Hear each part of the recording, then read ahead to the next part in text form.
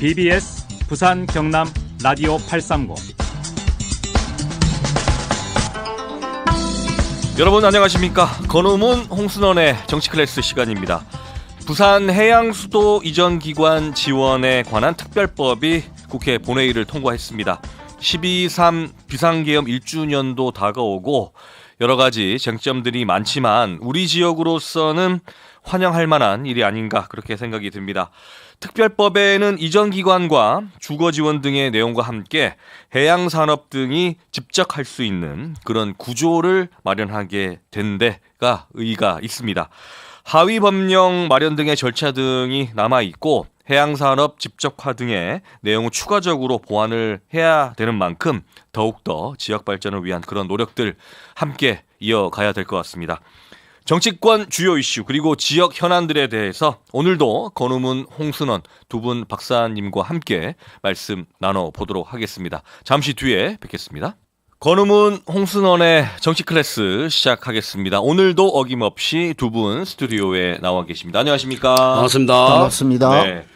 홍순원 박사님 어떻습니까? 지난주에 이름표를 이쁘게 달고 나오셨는데 반응들이 좀 어떻던가요? 반응이 화끈합니다. 이름표 효과를 보셨나요? 네, 그렇습니다. 네. 너무 애기 같아요. 아기 같아요. 네. 건우문 박사님은 저희들이 이렇게 말씀을 드려도 극구 부인을 하시던데. 아직 시기는 안 된 것 같습니다. 그렇습니까? 권훈 박사는 얼굴로 밀어붙이겠답니다. 네, 제가 너무 했던 말씀을. 네, 얼굴이 명함이다. 이런 말씀이시군요. 얼굴이 무기라고 생각합니다. 알겠습니다. 네. 얼굴이 무기이신 우리 건우문 박사님 그리고 이름표의 효과를 톡톡히 보고 있는 우리 홍순원 박사님 모시고 지금부터 시작을 하겠습니다. 내가 뽑은 주간 묻혀진 이슈로 시작을 하겠습니다. 이 시간 항상 저희가 설명을 드리지만 이 부분들이 우리 부산과 경남 지역민들 그리고 국민들에게 좀 더 알려졌어야 하는데 그러지 못했다라고 생각하는 부분들을 두 분의 시각으로 저희들 판단해서 여쭤보고 있는데요. 오늘도 주간 묻혀진 이슈부터 시작을 하겠습니다. 오늘은 어떤 부분부터 시작을 할까요? 또 건우문 박사님부터 네, 할까요? 하십시오. 네, 감사합니다. 먼저 배려해 고정으로 주셔서. 저희가 우선순위를 두는 걸로 하겠습니다. 감사합니다. 마지막 방송까지 예. 하겠습니다. 네. 어떤 걸 가져오셨어요? 예, 저는 지금 우리 현재 대한민국에서 일어나고 있는 교육 현장에 대해서 말씀을 좀 드리고 싶은데요. 지난 19일 한 초등학교 교사가 SNS를 통해 공개 사연에 따르면 교실 내 학생들의 일탈 행위가 상상을 초월하는 수준이랍니다.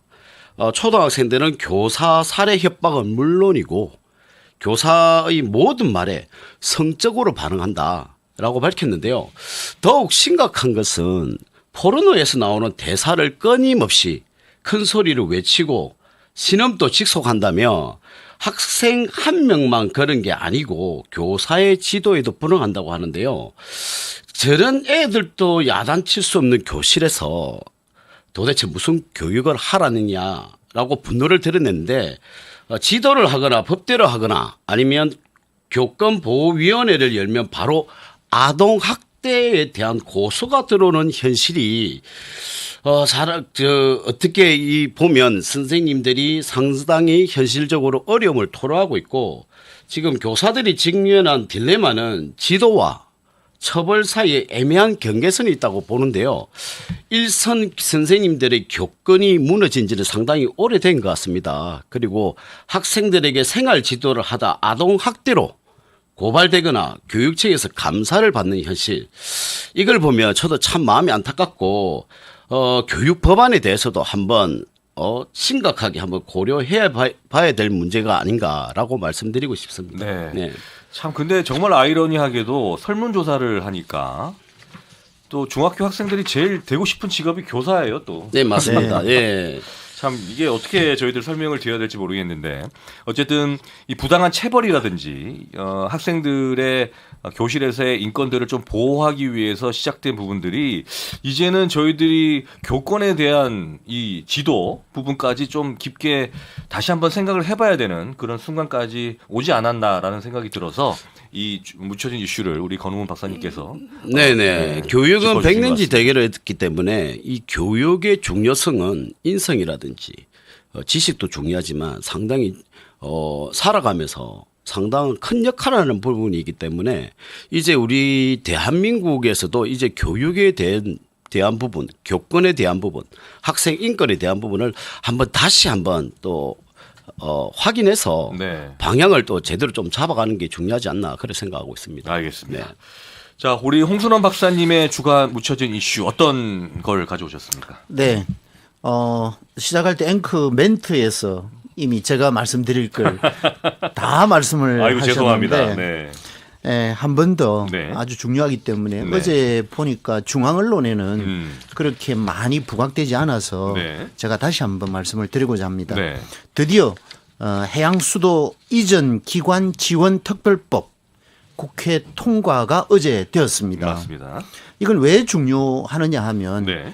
우리 부산이나 또 불경 지역에 있어서는 공공기관 이전과 그리고 또 해운 대기업들의 부산 이전 이게 굉장히 중요하지 않습니까? 네. 이런 것들에 대한 법적 제도적 지원 장치가 마련이 됐다. 얼마 전에 부산시에서도 걱정을 했던 게 조례를 만들려고 하는데 상위법이 존재하지 않으니까 조례를 못 만들어서 상당히 어려워하는 모습들을 우리가 지켜봤거든요. 네. 예, 그런 부분이고 또 하나는 중요한 게 해사법원이 그동안에 인천에서 신설이 된다고 많이들 우리 시민들이 알고 계시거든요. 네.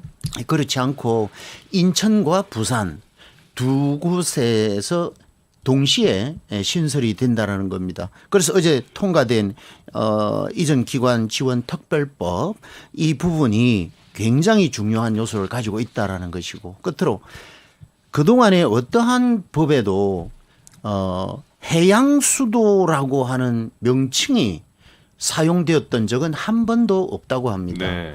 그런데 이번에 해양수도가 분명히 들어가 있는 이전기관 지원 특별법이라고 하는 것은 대한민국 정부가 앞으로 신산업 동력으로서 또 신해양 정책으로서 어떤 방향으로 가야 하느냐 그 중심에 해양수도 부산을 염두에 두고 이번 법안도 마련이 됐다. 이렇게 설명을 드리고 싶습니다. 네, 이 수도권의 버금가는 해양 수도권이 반드시 만들어져서 국가 경쟁력도 저희들이 불경에서 이끌어갈 수 있는 그런 발판이 됐습니다. 그렇습니다. 수도권 1극 체제에서 이제는 두 개의 수도권, 부산 지역을 중심으로 하는 해양 수도권과 서울의 경제 중심권이 서로 윈윈하는 이런 국가 전략이 이제는 시작이 되었다. 이렇게 말씀을 드립니다. 네, 저도 좀 기분이 좋았던 것은 이 법안 이름에 해양 수도가 들어가게 된 이유도 이 부분은 또 여야가 또 합심을 해서 잘 이끌었어요. 그렇습니다. 네, 정쟁 그렇습니다. 없이. 네. 네, 그렇게 해야죠. 네. 지역 발전들을 위한 것들은 여야 없이 우리 함께 모두 힘을 합쳐서 나아가야겠다는 생각이 들고 또 대한민국이 발전해가는 필요한 부분들에 대해서도 여야가 힘을 합쳐서 그렇게 나아가야겠다는 생각을 다시 한번 하게 됩니다. 자, 저희가 다음 질문은 방송 후반부에 여쭤봤었는데 오늘은 라디오 생방송이 진행될 때 한번 두 분께 여쭤보겠습니다. 국회의원이나 권력층이 가진 특권 가운데 이 폐지하거나 관련해서 제안하고 싶은 내용들을 저희들 매주 여쭤봤었는데요. 방송 후반부에 저희가 이걸 다뤄서 청취하시는 분들은 좀 듣지 못한 상황이 있었어요. 그래서 오늘은 라디오 방송도 생방송으로 진행될 때 한번 여쭤보도록 하겠습니다. 어떻습니까, 이 부분은? 지금 우리나라 국회의원의 보수 수당에 대한 문제를 가지고 왔는데요. 네. 연봉만 약 1억 5천만 원입니다. 여기에 입법 활동비 그리고 업무 추진비, 각종 수당, 출장비까지 더해지면 한 의원에게 투입되는 전체 예산이 훨씬 커지는데요. 문제는 이 보수와 수당이 성과와 그리고 연동되지 않는다는 점입니다. 회의에 빠져도 그리고 법안을 거의 발의하지 않아도 그리고 수당은 그대로 지급되고 예산도 계속 사용되는데 업무 추진비나 출장비 역시 국민이 쉽게 확인할 수 없어서 반복적으로 사실 논란이 있고요. 이제야 바뀌어야 되는데 네. 세비 동결이 아니라 성과와 연동된 보수 체계 그리고 업무 추진비, 출장비 영수증 100% 공개, 국민 앞에 투명한 국회를 만드는 것이 정치 개혁의 출발점이라 보고요. 고액 연봉을 받는 만큼 국회의원은 성과로 증명해야 되고 특권을 줄이고 책임을 강화하는 것, 그것이 진짜 국민을 위한 국회라고 생각합니다. 네. 검찰의 특수활동비는 다 공개하라고 하면서 그렇죠. 국회의원들은 공개를 안 하는군요. 그러니까 국회의원들도 네. 그 특권이 상당히 좀 강하다 보니까 네. 좀 문제가 많이 발생한다고 보는 거죠. 알겠습니다.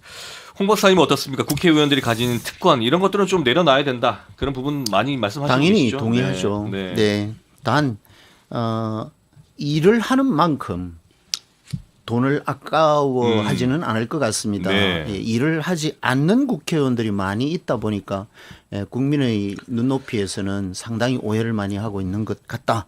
이렇게 말씀을 드리고 저는 이런 돈 같은 것도 참 중요하지만 네. 현재 국회의원들이 가지고 있는 가장 큰 고난 중에 하나가 지방에 자기 지역구에 내려와서 본인이 열심히 안 뛰어다녀도 되는 이유가 하나가 있습니다. 어떤 겁니까? 그게 뭐냐면 네. 기초단체장이라든지 기초의원들의 공천 권한을 국회의원들이 가지고 있다고 해도 과언이 아니거든요. 네. 이게 나는 가장 크다고 생각합니다. 지방선거에서도 그럼 엄청난 영향력이 있겠네요. 당연하죠. 네. 기초단체장이라고 하면 시장, 군수, 구청장 그리고 기초의원이라고 하면 아시다시피 네. 구의원들을 의미하는 것 아니겠습니까? 이분들이 국회의원들이 가지고 있는 권한이 막강하다 보니까 이 기초단체장이나 구의원들은 늘 눈치를 볼 수밖에 없고 늘 국회의원 꽁무니를 쫓아다닐 수밖에 없는 이런 상황입니다.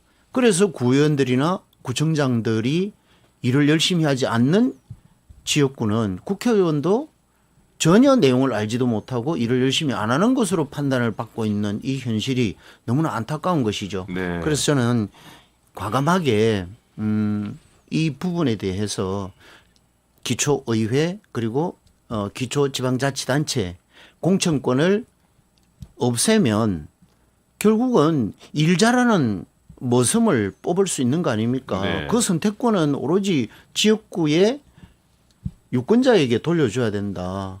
지금까지는 머슴을 뽑는 게 아니라 상전을 뽑아놨습니다.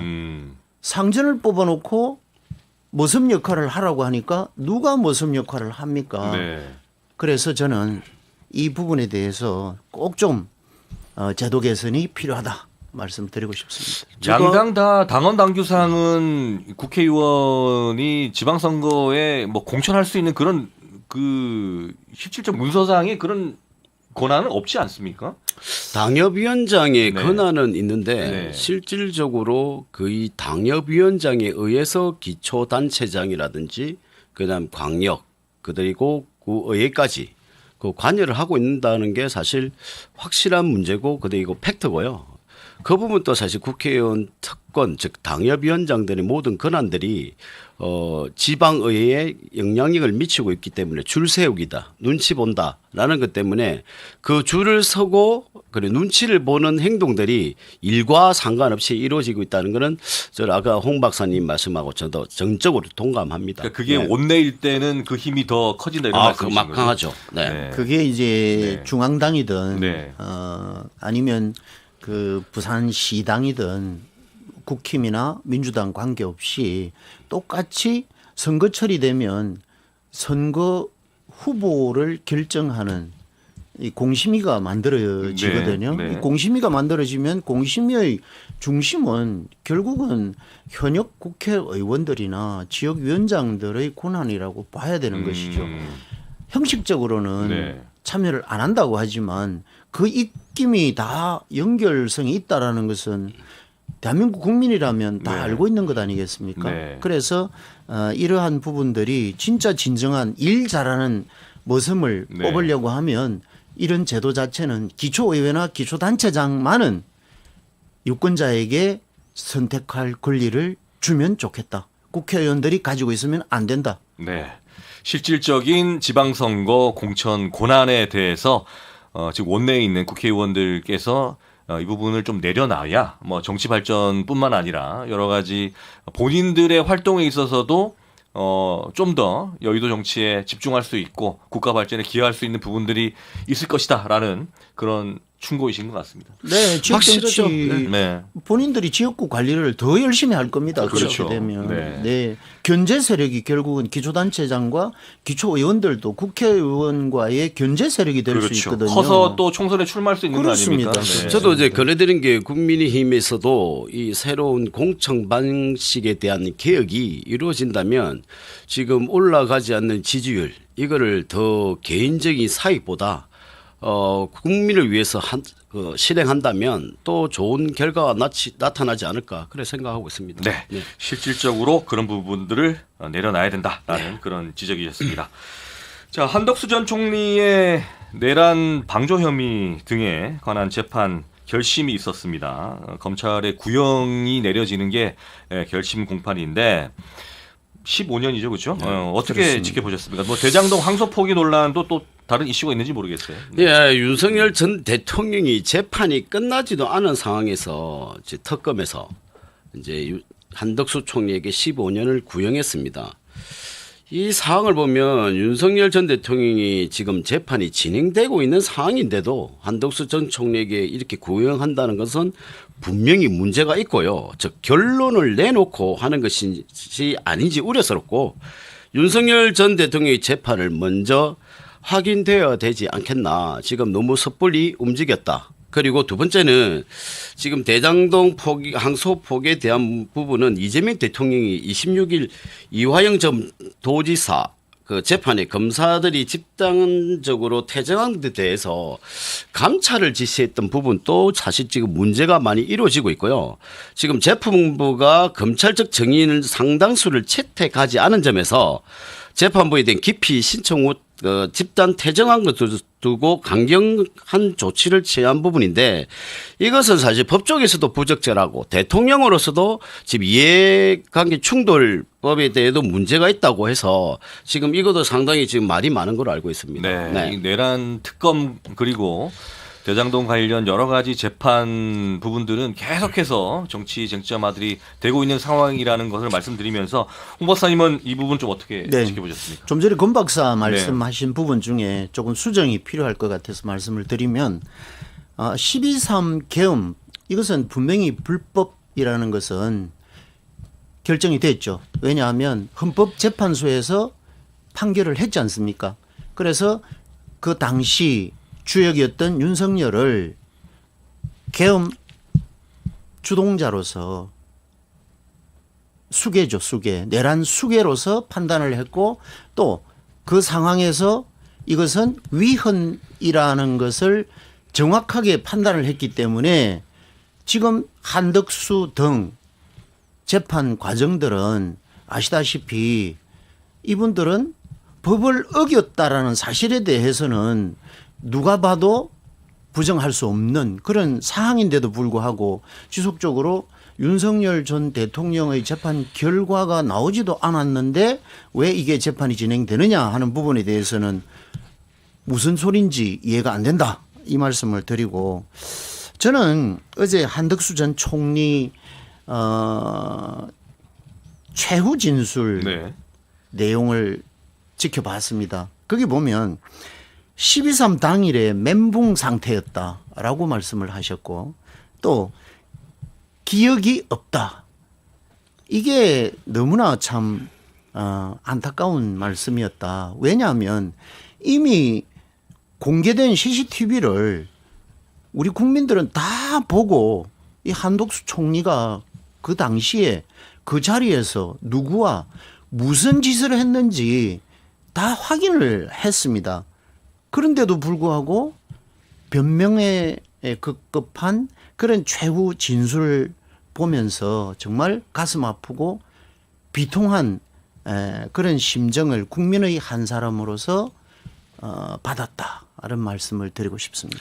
제가 아까 말씀대로 수정하라고 말씀하셨는데 네. 지금 12상 계엄에 대한 부분 그리고 내란에 대한 부분은 지금 계속 재판이 이루어진 거는 지금 1년 동안 계속 반복된 말씀이지만 사실 문형배 전 헌법재판소 소장도 이 우리 그 재판에 대한 부분도 약간 문제점이 있었다는 거는 자기가 그 어디 가서 그 무슨 그 회의를 하거나 할 때 자기가 그 나갈 때마다 조금 좀 말씀이 좀 엇박자가 나는 부분이 좀 있었기 때문에 이 부분부터 나중에 또 확인해야 된 부분이고 계속적으로 지금 내란이라는 이야기는 계속 나오고 있지만 지금 내란 특검에서도 지금 그 구속영장을 신청했던 것이 기각이 상당률이 높습니다. 그렇기 때문에 법적인 다툼이 상당히 많고 법리적인 해석이 많기 때문에 이 부분을 계속 지켜봐야 되는 부분인데 아까 말씀대로 윤석열 전 대통령이 내란 수괴로 지금 재판을 받고 있는 중에 내란 방조자로서 15년을 구형했다는 것은 아직 결론을 내려놨다는 뜻이거든요. 이 부분은 또 문제가 있다고 말씀을 드린 거죠. 그래서 이 부분은 지금 내년 2월 달 정도에 지경판사 재판부에서 윤석열 전 대통령에 대한 판결을 내리지 않겠나라고 보는데 내란 재판부를 민주당에서 만든다고 했어요. 그런데 1심을 보고 만들겠다. 이것도 말이 안 되는 거죠. 그래서 이걸 어떻게 형태를 국민들께서 분명하게 냉정하게 좀 바라봐야 되지 않겠나 그런 생각합니다. 내란 재판부가 아니고요. 전담 재판부를 만들겠다. 그러면 왜 2심에 만들겠다라고 하느냐 하면 1심은 이미 지귀현 부장판사를 중심으로 재판이 이루어지고 있습니다.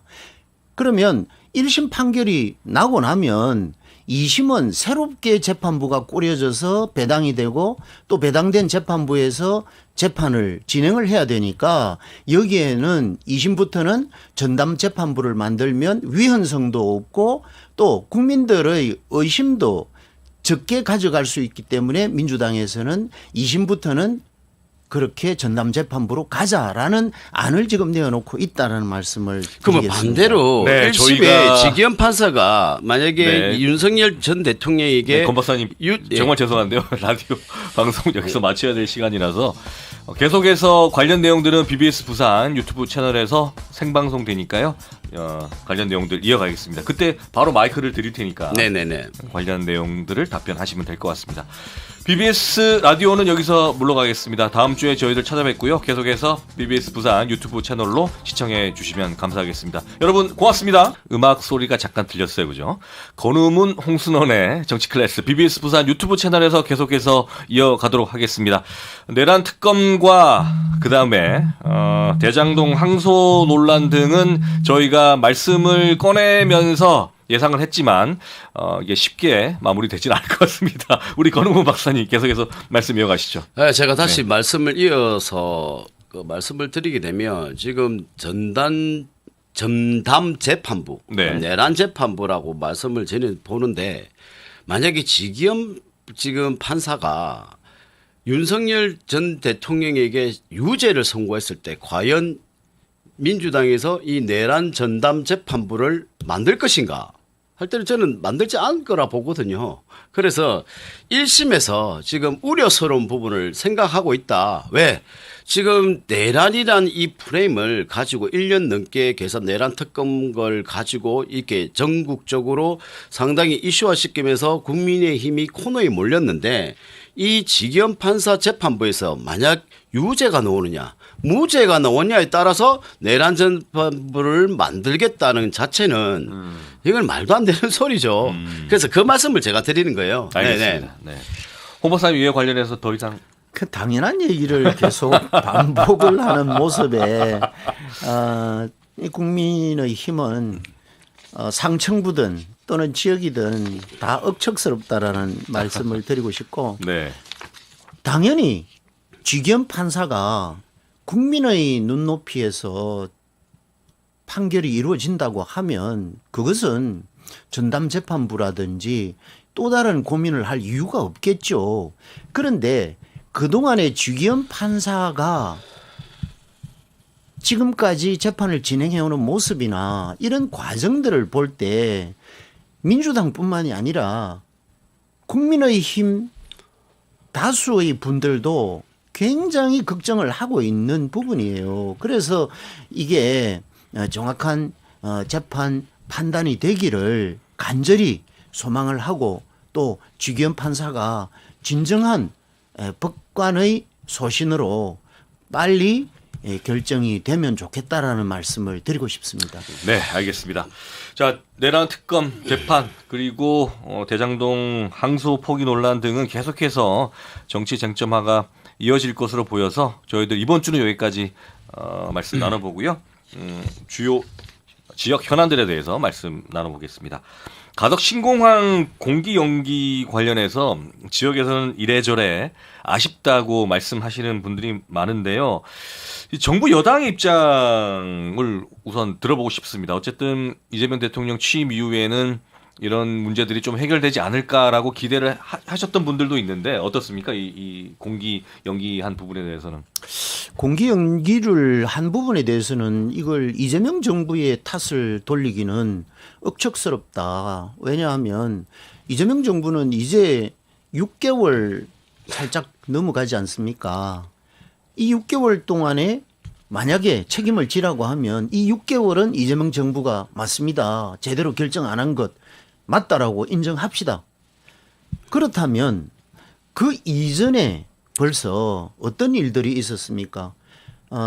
부산의 경우에는 박형준 부산시장이 아니라 부산시정의 입장에서 여러 가지 대안들을 제시했지 않습니까? 예를 들면 플로팅 공법을 제시를 네. 하는 바람에 기간을 1년 이상이나 소비를 하는 이 갑론을박 때문에 그런 문제점들이 발생이 되었었죠. 또 그런 가운데 발주하는 과정에서 국토부가 주관으로 해서 공사 업체를 정하기 위한 발주를 했습니다마는 그것도 4번씩이나 유찰이 되었습니다. 네. 그 4번씩이나 유찰된 그 과정이 어디에 있었습니까? 전 정부, 윤석열 정부 때 다 이루어진 사항이죠. 거기다가 또 결정적인 것은 어떤 일이 있었습니까? 그렇게 어렵게 해서 수의계약을 현대건설과 하기로 거의 구두 협약이 된 상태에서 현대건설이 어느 날 갑자기 계약 포기를 하고 떠나버립니다.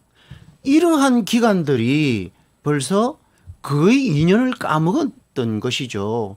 그렇다고 하면 전적으로 지금 현재 부산시나 또는 이 부분에 대해서 문제를 제기하고 있는 여러분들의 입장에서 과연 현재 정부와 전 정부를 놓고 탓을 한다고 하면 어느 쪽의 비중이 더 크느냐 이런 말씀을 드리고 싶고 결론적으로 이재명 정부는 약속을 지키는 것이죠. 단 당초에 84개월 공기에서 106개월로 22개월이 늘어났습니다. 네. 이 늘어난 부분에 대해서는 그동안에 국토부에서 현대건설이 만세를 부르고 간 이유에 대해서 점검을 했고 그 점검 결과를 보면 가덕신공항이 들어설 그 일대에 연약지반청의 문제가 굉장히 심각하다라는 걸 인식을 했다라는 것이죠. 그래서 거기에 대해서 공기 연장을 몇 개월을 하느냐 하면 13개월을 네. 연약지반 처리하는데 13개월을 공기 연장이 필요하다라는 전문가들의 의견을 수용을 해서 이번에 106개월로 결정을 하는 이런 부분에 대해서 우리가 인정을 하고 계속 대화가 돼야 되겠다 싶은 생각이 듭니다. 이게 쟁점화할 게 아니다 이런 말씀이신 것 같습니다. 그렇습니다. 네. 아니 지금 윤석열 전 정권 지금 이재명 정부에 대한 부분 이거는 사실 누가 잘했니 못했니가 문제가 아니라 네. 지금 뭐 84개월 같은 일정이 상당히 좀 촉박했다, 좀 무리였고 그리고 기술적으로 애초에. 네.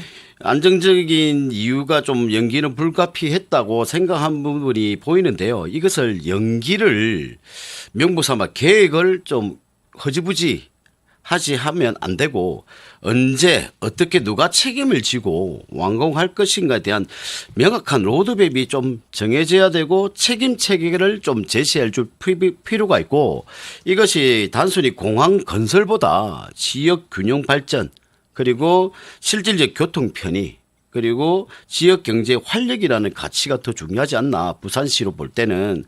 그래서 약속만 남고 실체가 없는 정책이라는 비판이 나오지 않도록 좀 정부에서 조금 더 적극적으로 검토되어야 되지 않겠나 그렇게 보고 있습니다. 알겠습니다. 그렇습니다. 지금 권 박사 말씀하셨듯이 이것은 지금 누구의 탓을 논하다 보면 또 다른 쟁점으로 인해서 이 가덕신 공항의 착공도 딜레이 될 것이고 네. 준공은 당연히 늦어지겠죠. 네. 그래서 그런 것보다는 이제는 지역 전체가 같은 정서로 오로지 이재명 정부에서 공약에 포함이 되었던 사항, 부산은 트라이포트 시스템이 완성이 되어야 해양 수도 부산이 완성이 된다라는 관점에서 우리가 큰 틀에서 좀 생각을 해야 된다라는 것입니다. 네. 자, 어차피 공기가 늦어졌으니까 저희 바람은 그래도 김해공항 연결편이라든지 이런 것들은 좀 국토부에서 배려해서 편수를 좀 다양화했으면 좋겠어요. 어차피 공기가 늘어졌는데 김해공항의 그 역할들이 한 10년 정도 더 중요 이 관문 역할을 해야 되는데 그런 점에 있어서는 김해공항의 어떤 여러 가지 환경들을 좀 개선해 줄 필요가 있지 않나라는 그런 생각도 그렇습니다. 합니다. 네. 이미 1,000만 명의 이용객이 넘어버렸습니다. 네. 한계점을 넘어도 한참 넘은 것이죠. 네. 그런 상황에서도 중앙정부가 내몰라라 할 수는 없는 겁니다. 그래서 우리 부산 민주당은 네. 이런 관점에서도 정확하게 짚고 있고 또 부산 시민의 어려움을 우리가 풀어줘야 하는 것이 또 정치권에서 해야 할 일 아닙니까? 부산 민주당은 간과하지 않고 중앙정부와 계속 협의하고 또 건의를 하고 있다는 말씀을 드리고 싶습니다. 네, 꼭 부탁을 잘 드리겠습니다. 우리 정부 여당에. 자, 북극 항로 관련해서 아직까지 좀 말들이 많은데 민주당은 정쟁을 좀 그만하라고 우리 홍순원 박사님도 시위에서 이제 기자회견도 하시고 하셨는데 국민의힘 조경태 의원은 이게 경제성도 없고 선거용이다 계속해서 좀 비판을 하고 있어요. 지금 이슈가 이어지고 있는데 이 부분에서 어떻게 좀 생각하십니까? 좀 전에도 말씀을 드렸듯이 네. 드디어 이제 어제 해양수도 이전 기관 지원 특별법이 국회 통과가 됐지 않습니까? 네. 여기 안에는 북극 항로를 개척하는 데 있어서 지원할 수 있는 여러 가지 주요 내용들도 앞으로 포함이 되어 있다 이렇게 말씀을 드리고 싶고 네. 그 중에 공공기관이 이전을 해오는 사항 그리고 또 해운 대기업이 부산으로 이전해오는 이런 문제 그리고 앞서 말씀드렸듯이 해사법원을 부산에 신설하는 이런 과정들은 결국 해양강국 대한민국을 위한 포석이다. 해양강국 대한민국이 된다고 하면 해양수도 부산은 당연한 것이죠. 그 해양수도 부산이 되려고 하면 뭐가 돼야 되겠습니까? 지금 현재의 해양 정책으로는 어렵다는 겁니다. 왜냐하면 지금 현재 우리가 부산 신항인 경우에 이 물동량 처리 능력이 전체 과정을 보면 7위로 떨어졌습니다. 네. 한 7, 8년 전만은 하더라도 네. 3위, 4위권에 올라왔다고 박수치고 그랬었거든요. 네. 그런데 중국 지역이라든지 싱가포르의 대단한 투자나 또 접근성이 굉장히 뛰어나기 때문에 그쪽으로 물동량들이 이동하면서 우리나라는 오히려 7위권으로 떨어져 있다.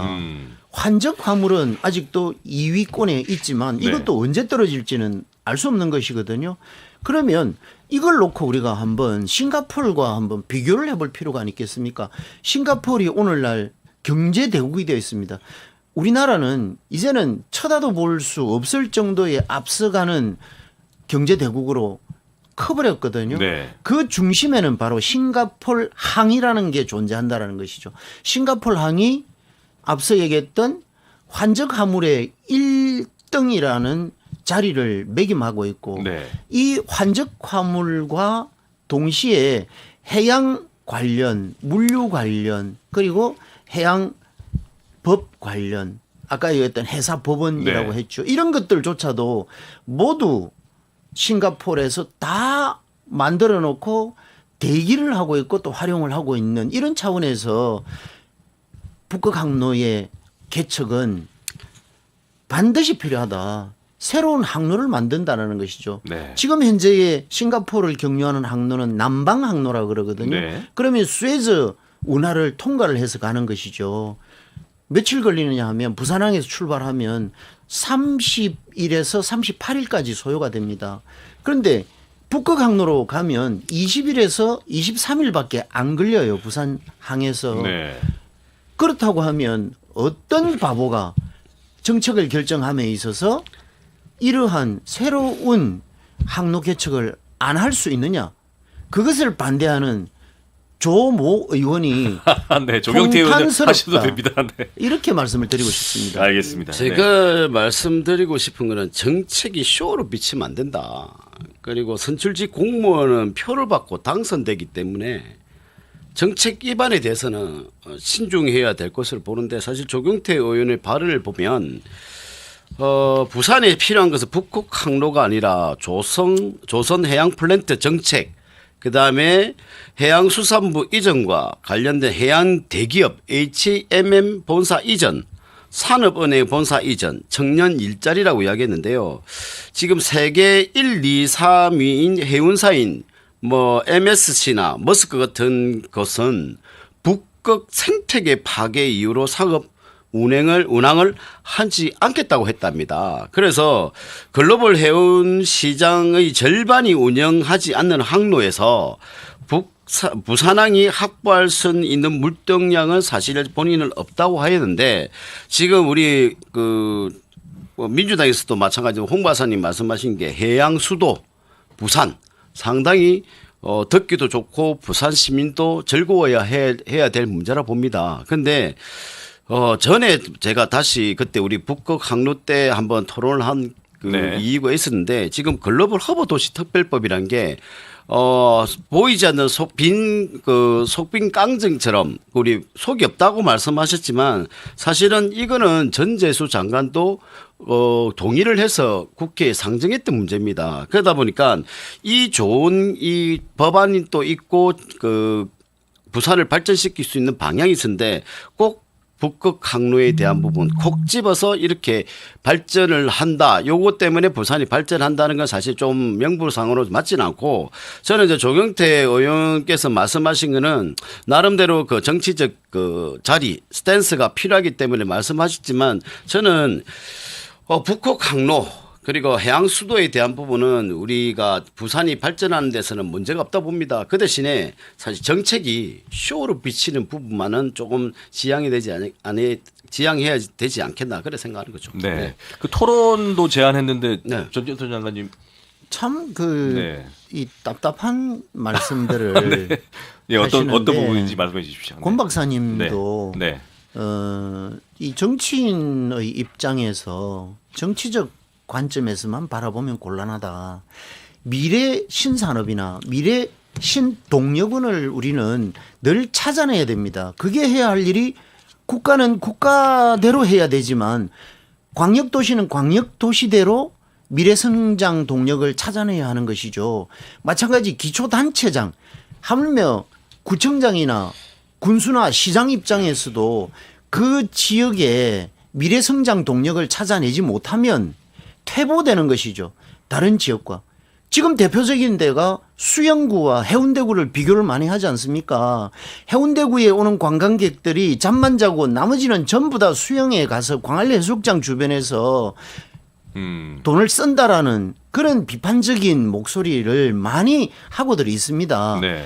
그게 크게 확대를 해서 한번 들여다보십시오. 부산광역시가 왜 광역시 중에 소멸도시 1호로 꼽히고 있습니까? 그것은 부산의 미래가 존재하지 않다라는 것이죠. 그 미래의 첫 번째 동력이 뭡니까? 청년 일자리라고 우리는 분석을 하고 있지 않습니까? 그 일자리를 만들려고 하면 오늘 일자리를 만들면 내일 당장 가능합니까? 그렇지 않지 않습니까? 이미 청년 일자리를 만들려고 하면 부산광역시에는 미래 정책을 벌써 10년, 20년 전에 수립을 했어야 현재 이 위급한 상황에 대처할 수 있고 청년 일자리를 현재 오픈할 수 있는 정책이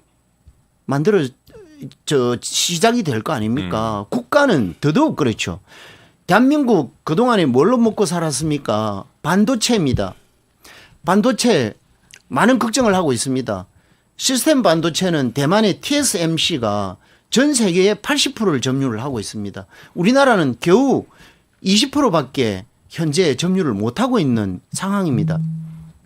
그 다음에 메모리 반도체를 가지고 우리는 그동안에 먹고 살고 있거든요. 메모리 반도체는 거꾸로 대만과는 반대로 대한민국이 전 세계 80% 공급원이고 80% 점유를 하고 있습니다. 그런데 문제는 가까운 중국이라든지 또는 일본이라든지 이런 쪽에서 메모리 반도체를 집중적으로 투자를 하고 있는 실정이죠. 그러면 이 메모리 반도체도 다원화되어 버리면 우리의 소득은 떨어질 것이고 우리나라의 소득원이 떨어지면 어떤 문제가 생깁니까? 대한민국 경제가 몰락할 수 있는 이 위기 상황을 극복하기 위해서 이재명 정부는 새로운 신성장 동력을 찾았는데 그것을 우리는 북극 항로에서 찾아보자. 그 실내는 싱가포르 항을 기준으로 가자라는 것입니다. 최근에 올여름에 중국 니뽀항에서 상업 운행을 시작을 했습니다. 상업 운항을 시작을 해서 런던항까지 가는데 북극 항로를 이용을 했습니다. 며칠이 걸렸느냐 하면 22일 정도밖에 안 걸렸습니다. 정상적으로 일반 항로를 가지고 남방 항로로 수에즈 운하를 통과를 한다고 하면 38일에서 40일 정도 걸려야 하는 이 물류 이동 시간을 거의 절반에 가깝게 줄였습니다. 중국은 바보입니까? 중국은 이미 쇄빙선, 내빙선을 벌써부터 선단을 구축을 해서 상업 운항을 시작을 했는데 세계 최고의 내빙선, 쇄빙선을 만들어낼 수 있는 기술을 가지고 있고 장비를 가지고 있고 조선사를 가지고 있는 인력을 가지고 있는 대한민국이 왜 중국에 빼앗기고 주변 국가에 이 해양 산업을 뺏겨야 됩니까? 그것을 왜 정치인들이 정쟁에 몰입하는지 도저히 한 명의 정치인으로서 통탄합니다. 네. 제가 말씀을 드렸는데 네. 그때도 저희가 북극 항로에 대해서 토론을 했을 때 네. 러시아와 관계 그리고 북극 항로를 개발하고 이게 동력 산업이라고 생각하는 거는 많이 맞지 않다고 저는 생각하고 있는 부분이고 북극 항로를 제가 대묻고 싶습니다. 북극 항로를 만드는 이유가 뭡니까?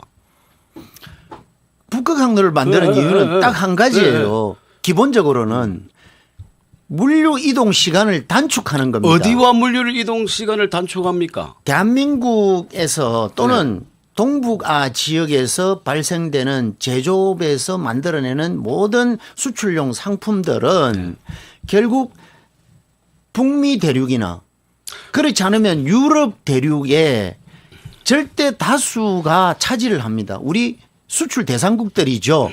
그러면 지금 현재 우리 물류 이동 라인은 거의 99%가 어디로 갑니까? 남방 항로를 이용을 합니다.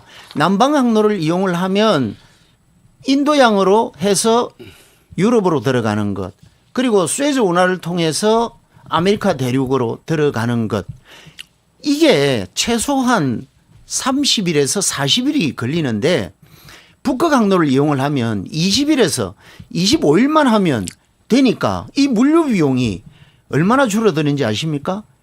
거의 60%가 줄어들어요. 그럼에도 불구하고 이 북극 항로를 선택을 하지 않는다?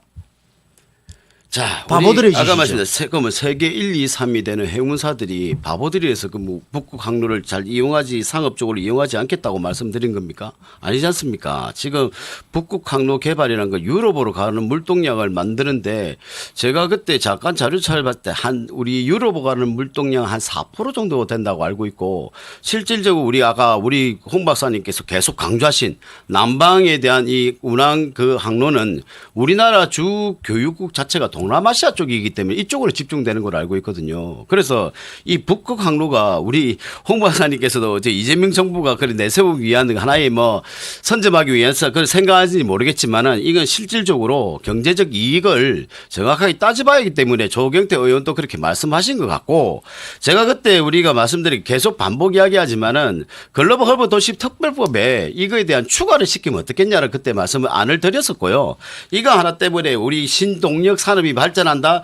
그건 아닌 것 같고 지금 우리 부산으로서 볼 때는 지금 해양수도 이전에 대한 부분도 좋은 반응이지만 사실 민주당의 다른 지역구 우리 부산과 같은 비슷한 상황이 가지고 있는 이 해안을 가지고 있는 이 지역구 있는 국회의원들도 민주당도 너무 부산으로 편애되지 않는 거 아닌가라는 이제 이야기도 있었는 부분이 있기 때문에 저도 말씀드린 거고 꼭 북극 항로가 우리 부산을 먹거리를 만든다 그거는 좀 아닌 것 같다고 그런 말씀드린 거예요. 권 박사님 네. 제발 공부 좀 하세요. 자. 무슨 또 공부를 해야 됩니까? 해양 네. 항만 물류는 대한민국에서 제조되는 물류 제품 이것만 우리가 수출을 하고 또 수입하고 이렇지 않습니다. 그래서 우리는 환적 화물이라는 게 표현이 되는 것이죠. 환적 화물은 부산 신항을 중심으로 해서 일본, 대만, 중국 그리고 동남아권 이 전역에서 부산항으로 들어옵니다. 그러면 큰 선단이 만들어지고 그 큰 선단에서 어디로 이동합니까? 북미로 가든지 유럽권으로 가든지 이렇게 물류 이동 형태가 만들어지는 것이죠. 우리나라에만 생산되는 물류를 가지고 이동을 한다면 건박사 말이 일리가 있죠. 그렇지만 우리나라는 이미 그 제조업의 규모의 경제 차원에서 우리나라 하나만으로서는 해양 물류를 하기는 굉장히 소극적인 것이죠. 거기에다가 플러스 대한민국은 이미 신산업 동력을 거의 50년 전부터 만들어낸 게 뭡니까? 조선산업입니다. 일본이 세계 1위의 조선산업 국가였습니다. 일본이 버리기 시작했습니다. 조선산업을. 왜냐하면 인건비 문제라든지 환경 문제라든지 이런 것들로 인해서 버리기 시작할 때 대한민국은 이 조선산업을 가져오기 시작했습니다. 그게 바로 고 정주영 회장의 동전 거북선 사건 그것도 기억 못 하십니까? 그게 발단이 되어서 우리나라의 조선산업이 시작이 됐고 이 조선산업은 세계 최고의 기술력과 생산 능력을 보유하고 있지 않습니까? 미국이 마스가에 반했지 않습니까? 그래서 트럼프도 이번에 관세 협상에서 마스가 제안 때문에 트럼프도 만세를 불렀습니다. 미국이 자랑하는 핵 잠수함, 핵 추진 잠수함 어디에다 맡깁니까? 대한민국에 맡깁니다. 그렇다고 하면 이제는 엉뚱한 얘기를 하면 안 됩니다. 대한민국이 가지고 있는 가장 잘하는 것, 반도체, 조선, 자동차 이런 것들이 핵심 산업이고 그 핵심 산업에서 가장 효과를 볼 수 있는 게 뭐냐? 그게 바로 물류 이동 라인입니다. 해상 물류 이동. 그게 해운업체죠. 그 해운업체가 할 수 있는 게 부산 신항을 본점으로 해서 중점 지역으로 해서 기존에 유럽으로 간다, 미국 대륙으로 간다 이러한 물류 이동 시간을 절반이나 줄일 수 있는 이 획기적인 방법이 북극 항로를 개척하는 것이에요. 그것을 부정한다라는 것 자체는 정말로 무식한 얘기고 공부를 정말로 좀 더 해야 앞으로 국회의원도 될 수 있고 원하는 정치인이 될 수 있다. 이거를 제가 다시 한번 우리 선배로서 홍 내가 한번 박사님 말씀드리고 말씀대로 싶어요. 북극 항로가 모든 걸 다 해결한다고 말씀하시는데 그게 진짜 무식한 소리예요. 어떻게 그렇게 판단할 수 있습니까? 두 분- 갑자기 반도체 갔다 선박 왔다 이런 소리 하다가 갑자기 네네. 북극 항로가 모든 걸 해결해 준다 그러면 대한민국 전체의 정책을 북극 항로로 다 잡아야 되죠. 네. 북극 항로는 제가- 신산업 동력이라는 거예요. 그러니까 신산업 동력이 북극 항로를 개척하는 게 어떻게 신산업 동력입니까? 우리 이재명 정부께서는 AR라는 이야기를 하셔놓고 자, 제가- 부산에 대해서 신항로에서 북극 항로가 만약에 이걸 만약에 개척한다. 과연 이게 전 세계적으로 우리 대한민국이 부산이 전 세계적으로 그 네. 자, 성장을 가능성 잠깐만. 있게 신산업 동력으로 볼 수 있다고 보십니까? 30초만 얘기합시다. 네, 네. 30초만. 제가 좀 중재를 좀 하겠습니다. 예, 자, 권 박사님. 네. AI는 오늘날 AI가 집중화되고 또 신산업 동력으로서 국가 전략 산업으로서 집중하겠다라고 하는 것은 어제 오늘의 계획이 아니었죠. AI가 지금 현재 이렇게 크게 부각되는 것은 20년, 30년 전부터 통신이나 그리고 컴퓨터 그리고 소프트웨어, 하드웨어 이런 부분들에 대한 많은 투자와 연구를 거쳐서 오늘날 AI를 탄생시켰고 이 AI를 가지고 새로운 먹거리 산업으로 키워보자라는 게 현재의 정책이라면 바로 북극 항로는 AI 이전에 20년, 30년 전에 국가가 투자했고 기업이 투자했듯이 지금부터 북극 항로 개척을 위해서 투자를 하자. 그리고 연구를 하자. 그리고 집중적으로 관심을 가지고 이 북극 항로에 대한 기반을 조성을 하자라는 것이 지금 현재 이재명 대통령의 공약이었고 또 대한민국 알겠습니다. 정부가 주장하고 또 그렇게 만들어 나가겠다라고 하는 것입니다. 제가 말씀드리면 지금 우리 홍 박사님께서는 북극 항로에 대한 이 정책에 대해서 우리 말대로 속지 말하면 꼽혀 있다. 그에 대한 부가적인 그냥 간접적인 설명을 자꾸 뜯어붙이는데 네. 저는 볼 때는 이 북극 항로 하나가 개발되어서 대한민국 전체의 경제 산업을 발전시킨다는 생각을 저는 하지는 않기 때문에 말씀드리고 알겠습니다. 네. 요 북극 항로는 네. 전에 우리 그때 토론할 때도 계속 공부를 해가 왔기 때문에 우리 홍 박사님께서 좀 더 집중해서 이게 북극 항로에 대한 그 정책에 대한 프레임을 가지고 계속 설득시키려고 자꾸 가스라이팅처럼 말씀하지 마시고 서로 이 부분을 대해서 네. 정말로 이야기를 한 게 조경태 의원도 그렇게 반박했던 문제는 알겠습니다. 그만큼 실질적으로 문제가 있기 때문에 반박한 거지 알겠습니다. 아무 이유 없이 반박한 게 아니지 않습니까? 박사님, 이거는 개인적인 그게 아니에요. 자, 우리 저 두 분 말씀은 제발 공부 좀 하세요. 네, 여기까지 충분히 들었고 서로 답답합니다. 서로가 서로에게 비박 섞인 말씀을 답답합니다. 하시면 감정이 격해져서 끝나지 않으니까 자, 북극 항로는 앞으로도 여러 가지 토론을 통해서 시민들이나 국민들에게 이런 정보를 가지고 정책을 추진한다 할 그런 기회들이 있기 때문에 여기서 이제 여러 가지 이야기들이 오고 가는 만큼 앞으로의 토론에서도 여러 가지 얘기들이 나올 수 있으니까요. 그때도 많은 분들이 좀 지켜봐 주셨으면 좋겠습니다. 오늘 이렇게 서로 두 분이 마지막에는 서로 비방을 하면서 마쳤지만 그래도 오늘 웃으면서 마무리를 좀 하도록 하겠습니다. 그만 좀 개인적으로 하십시오. 공부 좀 더 그거는. 하라는 얘기를 네. 꼭 하고 싶습니다. 네, 그 전에 역사 공부도 그거는 홍 박사님이 다 하셔야 돼요. 자, 저희들 이제 인사하겠습니다. 자, 저희들 이해를 못 하시죠. 이렇게 하시지만 또 좋은 감정을 가지고 다음 주에 또 만나 뵙기를 기대하면서 오늘은 여기서 마무리하겠습니다. 두 분 감사합니다.